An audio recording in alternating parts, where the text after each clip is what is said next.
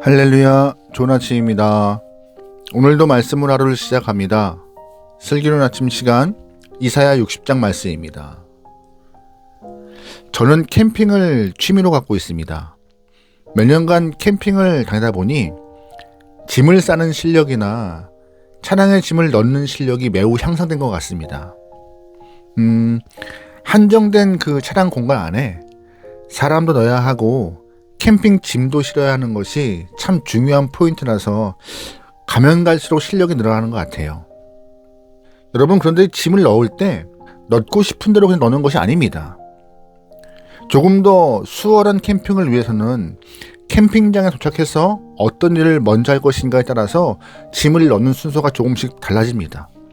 예를 들어 캠핑장에 도착하자마자 밥을 먹겠다라는 계획이 있으면 식기도구가 맨 위에 올라와야 되는 것이고, 아니면 텐트부터 치겠다 하면 텐트와 기타 여러 가지 도구들이 위쪽에 포진되어 있어야지 일이 번거롭지 않게 잘 진행될 수 있는 것입니다. 조금이라도 덜 수고하려면은 짐의 위치와 순서를 잘 정해야 하는 것이에요. 작업의 순서를 고려하지 않고 그냥 막 넣어버리면요, 나중에 번거로운 일이 발생합니다. 조금이라도 조금 더 편하고 수월한 캠핑을 위해서는 먼저 넣을 것, 나중 넣을 것을 구분하는 것이 필요해요. 그만큼 순서가 중요한 것이죠. 순서는요, 짐을 쌀 때만 중요한 것이 아닙니다. 삶에서도 순서가 중요해요. 이 순서 때문에 성공과 실패가 좌우되기도 합니다. 순서가 엉망되면 과정도 뒤죽박죽 될 것이며 결과도 장담하지 못하는 것이에요. 그래서 인생에 우선순위를 두는 것은 참 중요한 포인트인데요. 여러분의 삶에 인생의 우선순위가 정확히 정해져서 지혜로운 삶을 살아낼 수 있는 귀한 영혼 되면 좋을 것 같습니다. 아멘. 오늘 이사야 60장 말씀에서는 하나님께서 남유다를 회복시키는 순서가 나열되어 있어요. 지금 남유다는 열방에 둘러싸여서 고통의 날들을 보내고 있지만 때가 되면 그들을 회복시켜 주실 거라 약속하시는데 회복의 순서가 있음을 말씀하시고 있습니다.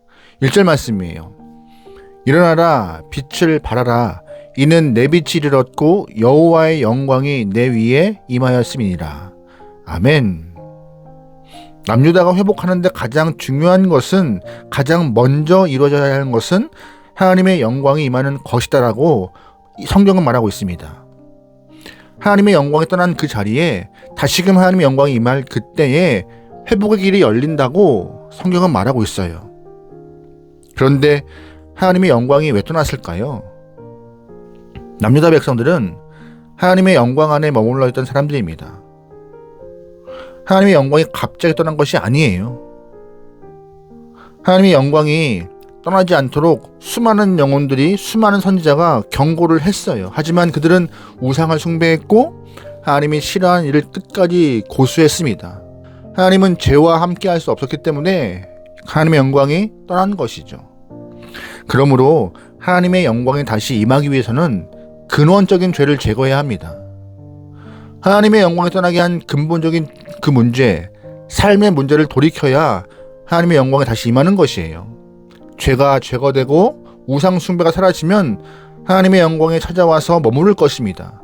여기서부터가 회복의 시작이 되는 것이죠. 여호와의 영광이 임하고 난 이후 놀라운 변화가 발생합니다.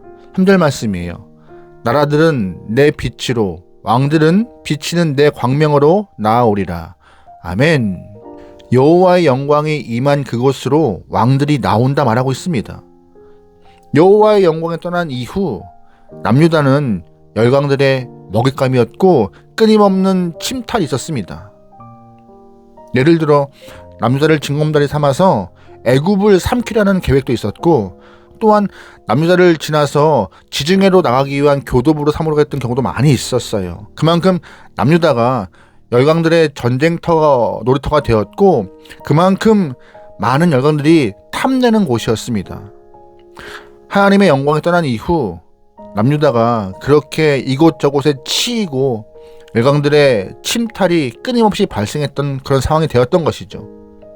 그런데 이제 하나님의 영광이 다시 임하면 여러 나라의 왕들이 찾아올 거라 말하고 있습니다. 옛날 솔로몬 시절에 스바의 여왕이 이스라엘 찾아왔던 것처럼 열강의 왕들이 다시금 찾아와 엎드릴 것이래요.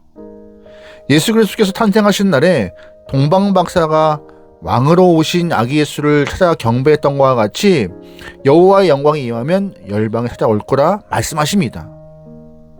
그뿐인가요? 왕들은요, 혼자 오는 것이 아니라 왕과 함께 수행원 하절단을 데려오기 때문에 많은 사람들이 몰려올 것입니다. 하절 말씀이에요. 네 눈을 들어 사방을 보라. 무리가 다 모여 내게로 오느니라. 내 아들들은 먼 곳에서 오겠고 내 딸들은 안기에 올 것이라. 아멘. 하나님의 영광이 떠난 이후 남유다는 황폐한 곳이 되어서 사람이 살 수 없었습니다. 결국 사람들은 주변 나라로 다 흩어졌어요. 그러나 여호와의 영광이 임하고 열강의 왕들이 엎드리면 각 나라 사람들이 다시금 찾아올 것이라고 성경은 말하고 있습니다. 황폐한 그 땅이 사람들로 북적일 것이며 활력 있는 도시로 다시금 탈바꿈한대요. 사람들이 모이면 무역이 발생합니다. 무역이 활발해지면 돈이 벌고 다시금 도시가 힘을 얻게 되는 것이죠. 6절 말씀이에요. 허다한 낙타 미디안과 에바의 어린 낙타가 내 가운데 가득할 것이며 스바의 사람들은 다 금과 유황을 가지고 와서 여호와의 찬송을 전파할 것이며 아멘. 낙타들이 도시를 가득 채우고 금과 유황이 넘쳐날 것이라 성경은 말하고 있습니다. 그만큼 사람이 많이 모이는 것이에요. 여호와의 영광이 임하면 이러한 일이 발생한대요. 더 놀라운 것은 이렇게 모인 사람들이 무역하는 것으로 끝나는 것이 아닙니다. 하나님 앞에서 영광스러운 제사를 올려드리는 것입니다. 7절 말씀이에요. 게달의 양 무리는 다 내게로 모일 것이요 느바요스의 숫 양은 내게 공급되고 내 제단에 올라 기꺼이 받음이 되리니 내가 내 영광의 집을 영화롭게 하리라. 아멘. 이런 놀라운 변화는요, 어떻게 시작된 것입니까? 딱 하나예요. 여호와의 영광이 회복되는 그 순간부터 이 모든 변화가 시작된 것입니다. 처참했던 그런 땅에, 무너진 땅에 하나님 앞에 엎드려 회개하고 나니 영광이 임하게 된 것이고 그 이후에 일사천리로 역사가 나타난 것입니다. 우리의 인생에도 이러한 일이 얼마든지 발생할 수 있습니다. 만약 우리 인생이 혼란 가운데 있다면 혼란을 정리하기 위하여서 동분서주하지 말고 하나님의 영광의 회복을 위하여서 애써야 할 것입니다. 하나님의 영광이 회복되면 우리의 삶도 회복됩니다.